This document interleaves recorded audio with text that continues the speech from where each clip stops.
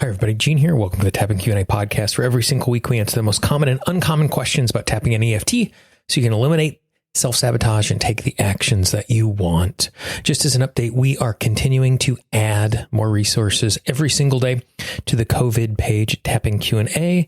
As I mentioned last week, we are moving from first wave emotions into second wave emotions. And this is the emotions that are beyond just the overwhelm and shock of what is going on.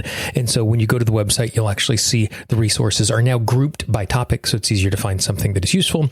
And the tapping that we are going to be doing today falls right into those second wave emotions. For all of those resources from all over the web, not just by me, but lots of amazing practitioners, all you need to do is go to tappingqa.com/COVID-19, tappingqa.com/COVID-19, COVID-19.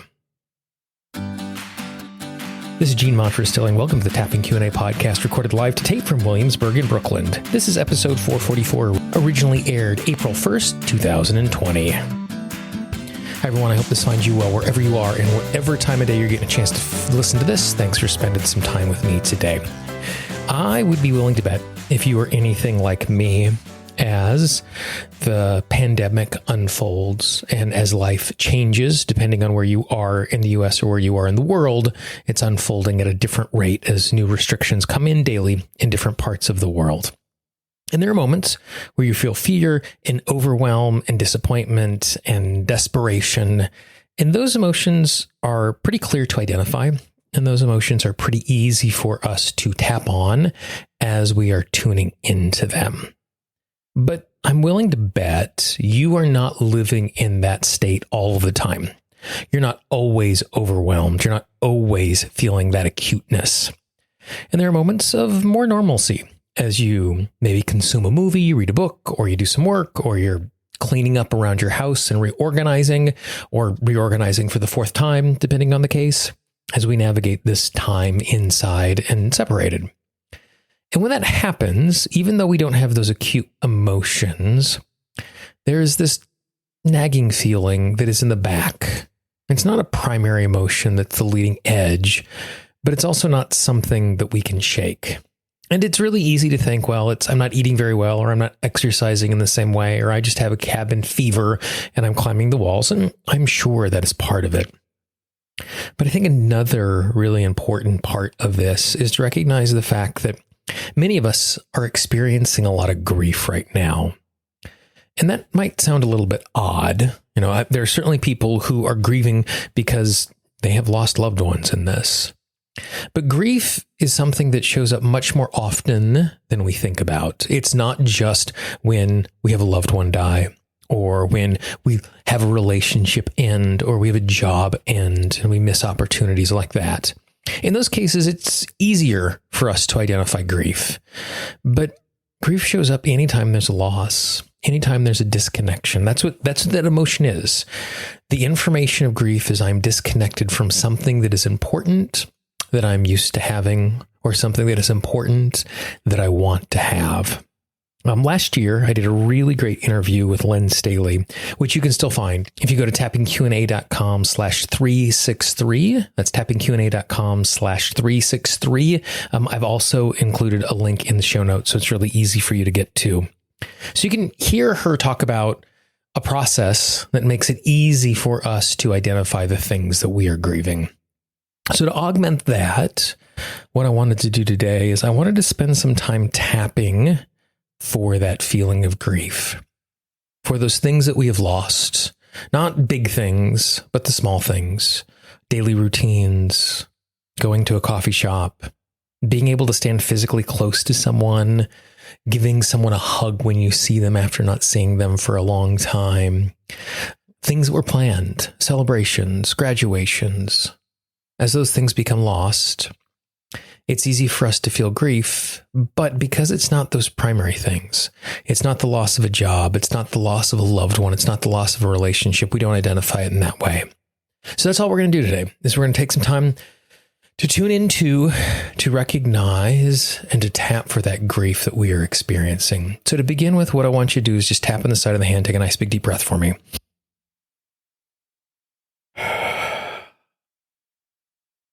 Keep tapping on the side of the hand. Take one more nice big deep breath for me.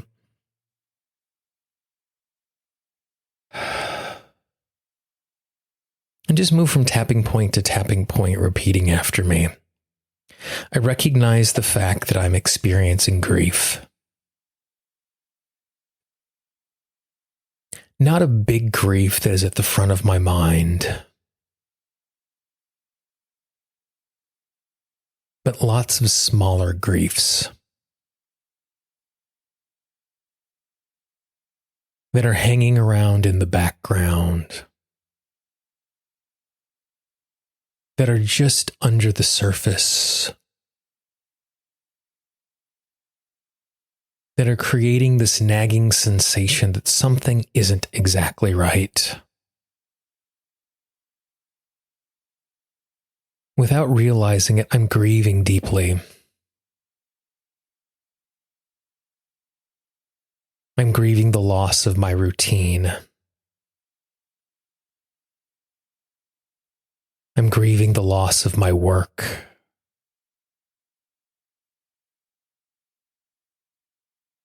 I'm grieving the loss of freedom of movement. I'm grieving the loss of physical touch.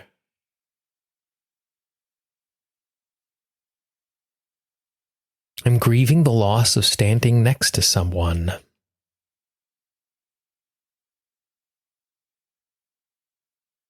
I'm grieving the loss of certainty.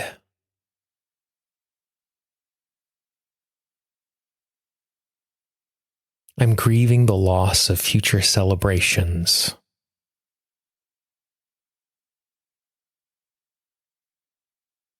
I'm grieving the loss of travel.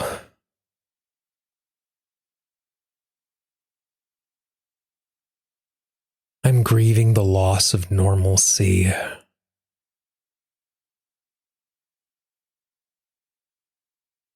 I'm grieving the loss of being able to spontaneously do something.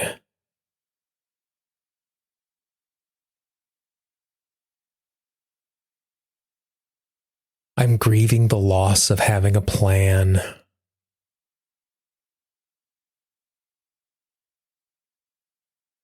I'm grieving the loss of having my own personal space.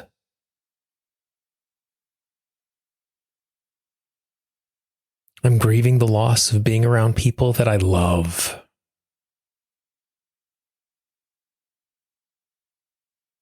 I give myself permission to hear this grief.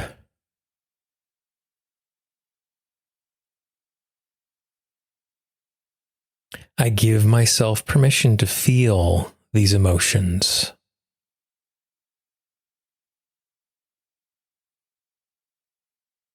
Grief is only pointing out things that are important that I have lost.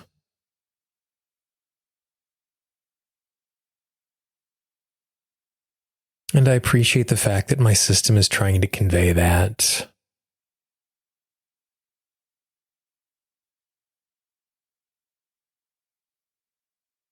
I appreciate the fact that my system is trying to let me know that I'm missing things that are important.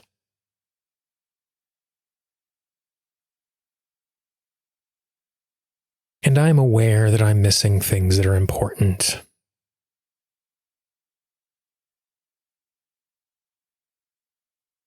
And so I can acknowledge the grief has done its job.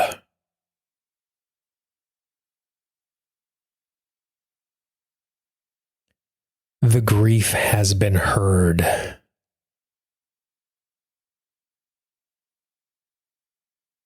If the grief needs to stay a little more, it's allowed to do that as well. But it's good for me to recognize its presence.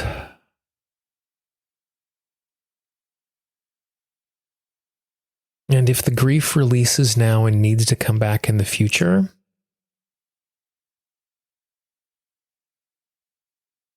it's allowed to do exactly that.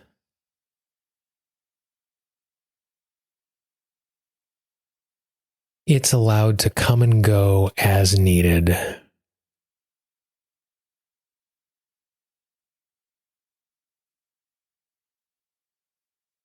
big and in small ways.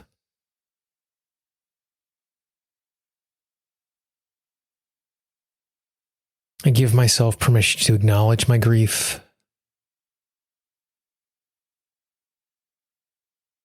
I give myself permission to feel my grief. I give myself permission to release my grief. Things have been lost. Things are being missed.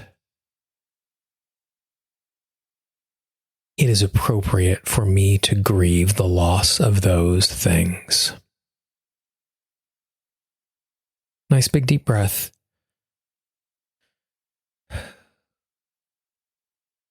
One thing that I'd encourage you to do is to go back and re-listen to the tapping and pay particular attention in that list of all of the things that I listed that we might be missing.